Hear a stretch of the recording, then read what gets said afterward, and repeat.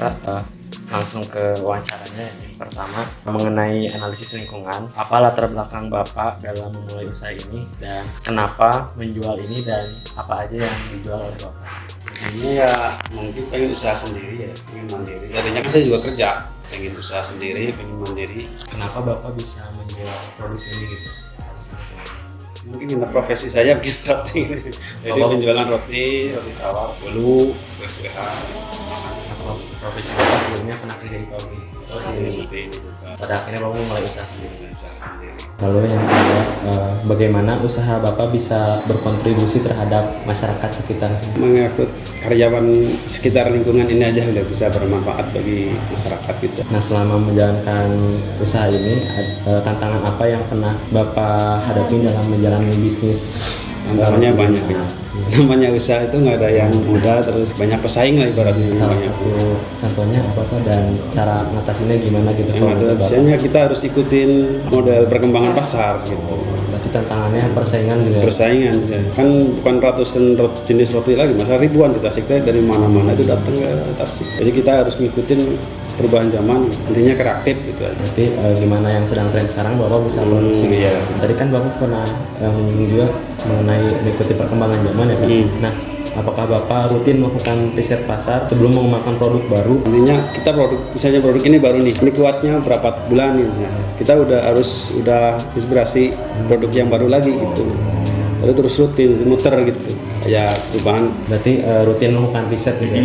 Yang selanjutnya Pak, ada aspek pemasaran atau marketing, target pasar dan strategi pemasaran. Siapa target pasar utama usaha Bapak dan bagaimana cara menentukan target tersebut? Kalau saya kan ke pasar ya, pasar sama ke warung-warung gitu. Kalau produk saya kan intinya buat menengah ke bawah. Kalau yang ini kan produk ini unit menengah ke atas, ini kan di angka 4.000 satunya. Nah, ini kan produk sedikit lah, nggak banyak untuk tokoan ibaratnya. Kalau yang warungan kan beda lagi, bedain bahan dan resepnya. Untuk yang ini Pak, bagaimana cara Bapak membangun loyalitas pelanggan gitu? Silaturahmi sama pelanggan. Dari kualitas produk Bapak dapat menjamin bahwa konsumen tidak akan hilang atau tidak akan saling mengenal gitu aja sama pelanggan gitu. Sama sales misalnya. Kalau Bapak dalam hal penjualan ini, apakah melakukan kayak media misalnya di-upload di sosmed atau bagaimana gitu Pak? Paling media paling ya Facebook sama WA paling sih ya. Oh Pak, jadi Bapak belum menggunakan ada gitu, belum yang banyak lewat TikTok belum. Itu kan harus ada marketing khusus ya, marketing khusus di dunia perikanan mungkin ya dalam sosmed. itu harus ada khusus dari marketing gitu. Berarti untuk media sosial yang sama WA, terutama WA paling untuk pesanan online gitu Pak. Ya. Kemudian ada dari segi keuangan ya Pak, kalau di Bapak ini gimana caranya mengelola keuangan antara keuangan dari usaha Bapak dan keuangan buat pribadi Bapak. Jadi apakah itu menyatu gitu atau dibeda-bedakan? Kalau awal pertamanya kan menyatu ya mungkin ya kan kita diambil buat misalnya omset misalnya saya hari itu 5 juta gitu ya, kita kan diambil buat belanja buat apa ini ya, itu ada sisa kan buat yang pribadi gitu kan, buat udah potong buat karyawan apa segala dana operasional gitu.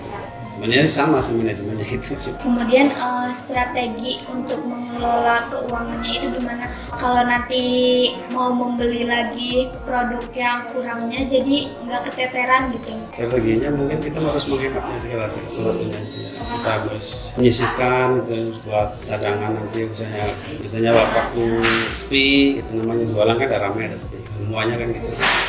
Kemudian gimana caranya Bapak menentukan harga jual produk Bapak agar tetap kompetitif dan menguntungkan? Kita dihitung dari bahan-bahannya ya.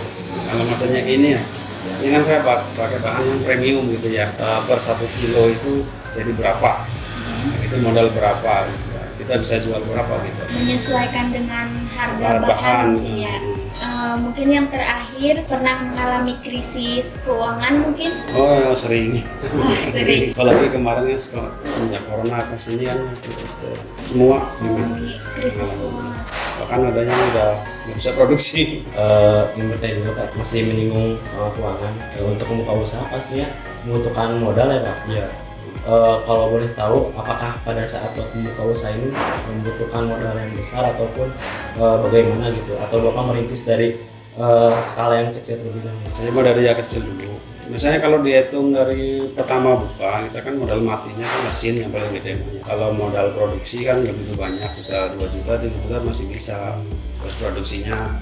Dan yang gede kan modal mati, misalnya modal mati bisa mesin, oven, loyang, itu kan modal mati, modal pertama itu banyak, itu ya sampai 500 jutaan. Kalau untuk modal produksi buat beli bahan ya cukup 5 juta. Berarti lebih banyak ke mesin ya Pak, Yang untuk modal ya? modal.